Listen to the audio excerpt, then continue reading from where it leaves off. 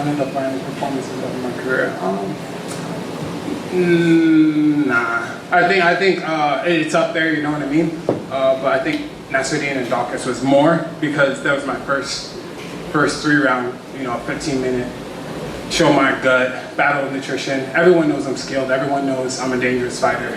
So this is definitely a feather in my cap because Deon Winn's no like walk in the park is a tough cookie, but everyone in the UFC is a fucking something stellar. So you mentioned he's a tough cookie. Are you surprised just how tough he was? He took some serious shots in there. Yeah, extremely. Because I knew he was tough. I knew he was durable, but I didn't know he was that durable. You know what I mean? And I think my last contest got me ready for that.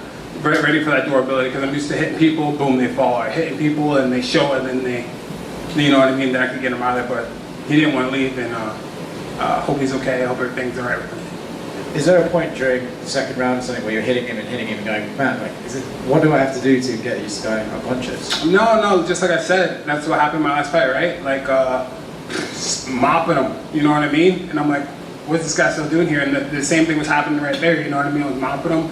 And then, but he wouldn't go. So, but I got a good corner, and they would tell him what to do. And we just stayed composed, stayed focused. My guy Impa has been telling me a lot this whole camp. Stay focused. Because I have a mindset that goes dwindling. You know what I mean? But I just stayed focused and took the game on. Crazy elbows as well tonight. And was that something you worked on in camp? That was going to be for this fight. Yeah. Because I knew he was a wrestler, and we're both wrestlers. So I figured we were going to be a lot in the clinch. And my striking coach, one of my striking coaches, Dorian Price, helped me a lot with my elbow game and my knee game, which you guys saw on display today. It didn't matter in the end, but it doesn't surprise you that only one judge gave you a 10-8 in the first round.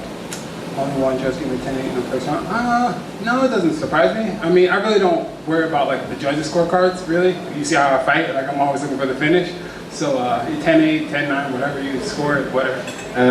Right before you walked in, I was just watching a little bit of beef with DC after the fight. What happened there? Yeah, it was just a misunderstanding on my behalf, because DC is such a role model to me, you know what I mean? 2-weight world champion, just a freaking stellar dude. So there's a little miscommunication and wrong place, wrong time. I apologize, DC. Don't beat me up.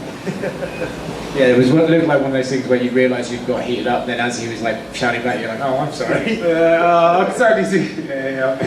Great performance, man. Thank you, really. Hey, Megatron, great performance tonight. No hype. No hype? No hype. Is that here to stay? That's here to stay. No hype. Long term? Forever. For the beating you were putting on him, do you think it was more the responsibility of his corner or the referee to end this fight?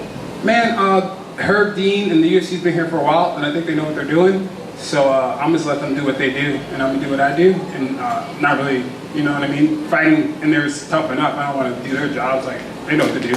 I don't know.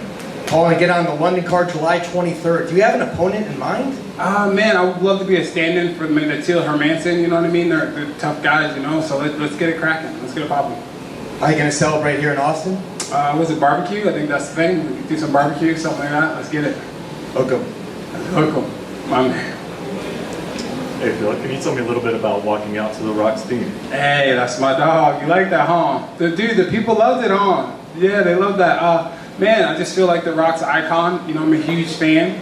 I knew the people would love it, and I'm gonna stick with it. You know what I mean? Because as a kid growing up, fucking, if you smell what The Rock is cooking, come on, it's iconic, bro. You can't beat that. Yeah. Absolutely. Now, when a fight is going like that, and you're pretty much landing anything at will, like, is it kind of going through your mind that like you can start pulling things that you've been trying in the gym that you haven't gotten to try out in a fight? Yeah, exactly. So when you feel it starting to slip away, it's like, okay, now let me get loose. You know what I mean? Let me start getting funky, and I have a good cornerman, and they were helping me, telling me what to do next. You know what I mean? So I'm not in there by myself. It looks like it, but I have a good squad behind me, and they help me a lot. Like sometimes we also see like when you're landing things at will, but you're not getting them out of there. Sometimes we see guys just go ahead and try to get the takedown. Did that ever cross your mind of like maybe I should just keep going, bring them down, or just keep picking them apart? Yeah. I was like, all right, this is cool, but like let me mix in some MMA in there, get a little takedown, try to get them out of there. You know what I mean? So just trying to give them something else that they have to worry about. Hey Phil, over here. Yo, what's up? Were you surprised at all that Deon Winn, someone who trains with AKA Habib, all the Dagestanis, were you surprised that he didn't even shoot for one takedown? No. I wasn't super surprised. I thought he would go for it sooner. He didn't shoot a takedown at all? Nothing? No. Really? At least it doesn't show up as an attempt. I don't know. No, but I know people kind of question my chin, so I thought he is a big, strong wrestler. I know he's got power. You know what I mean? You saw what he did to Mirshark. You saw he hit who's that guy? He hit some other guys hard. You know what I mean? He's got some knockouts, some TKOs. So I knew he was going to come out here and try to display some power. So. Yeah, his last fight he was 12 for 16 on takedowns. Did you see that going into this fight? Against Aurora? Yeah. Yeah, but that guy doesn't wrestle like me, you know what I mean? I'm a Division I wrestler. So I knew it was going to be harder to get those takedowns than he did in his last fight.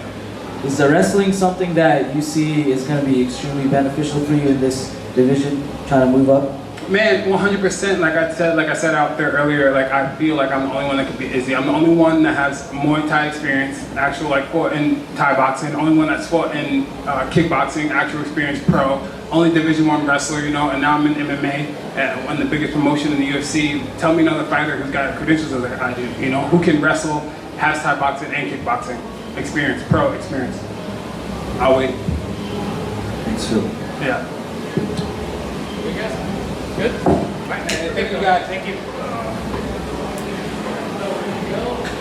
Corner.